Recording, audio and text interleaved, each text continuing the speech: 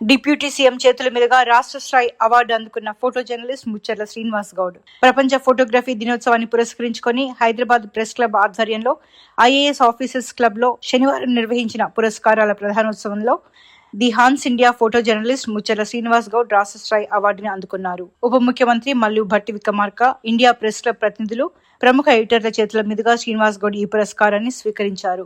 రాష్ట్ర స్థాయి ఫోటోగ్రఫీ పోటీల్లో ఉత్తమ ప్రతిభ కనిపించేందుకు గాను ఆయనకి ఈ గౌరవం దక్కింది. Special prize in education category.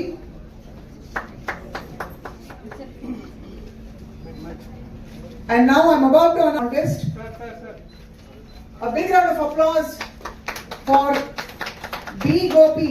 Of course, all the winners, but B. Gopi from Namaste Telangana, Mahabub Nagar. B. Gopi Rawali very quickly.